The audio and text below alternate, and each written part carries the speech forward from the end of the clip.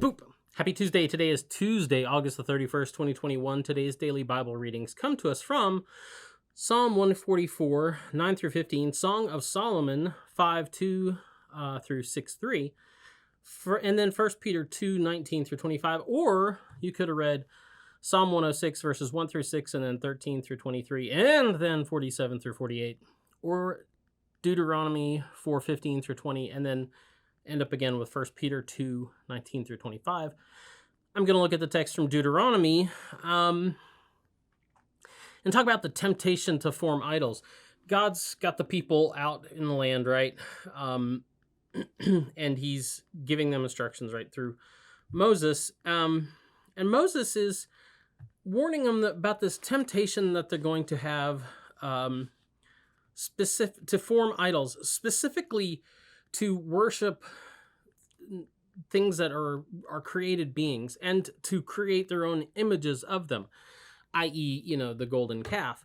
And the temptation, what idolatry is, the temptation is to worship something you've created, something that you're in control of, but specifically also something that isn't the creator God himself. It's just something he created, which is really kind of the wrong order altogether, isn't it? So, he says, you're going to get into this land. There's going to be this temptation to do this. Or he says, you'll get to the land that you've been promised, and you'll look up and you'll see the stars and the sun and the moon and all the heavenly host, and you're going to be tempted to worship them, to bow down and to serve all those heavenly beings. But he says, don't be so corrupt as to do this. Don't act corruptly. Don't act corruptly and worship created things.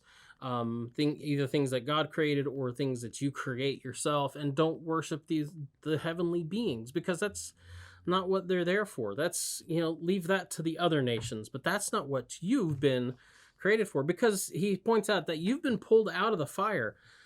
God spoke to you out of the fire. He didn't have any form. So there's no form that you should try to create. He was just voice and word and deed. That's how God revealed himself to you, through his voice, word, and deed. He didn't ask you to go creating an image to set up and worship him by. He just asked you to trust in his voice and his word and his deed and to follow him. Don't be corrupt in all these other ways, because after all, he's the one who took you out of the fire of Egypt, like somebody taking iron out of a smelting fire. And I don't know if you know anything about metallurgy. I know that in your spare time you read all about the metallurgical arts.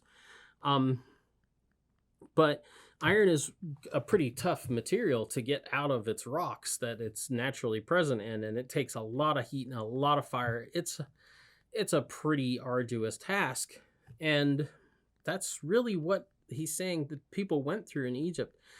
He said God had you in that smelting fire of Egypt to purify you and get this fine resource out. And iron, at the time, that was like the hardest metal you could get. So he's saying that God formed you. You don't go create things to worship. God is the one who's the creator. God is the one who formed you and formed you into his own possession. You are the possession of the creator, not of some mere creation. And so, how do we worship God? Well, we worship him, I guess, in the same way that he revealed himself to us and gave us reason to trust him in the first place. We worship him in word and in deed. We worship him by lifting up our voices. He doesn't ask us to create some kind of image to worship. He asks us to worship him. Anyway, that's the DBR for today. Get out and enjoy the day. We'll be back tomorrow with another DBR. Talk to you later. Boop.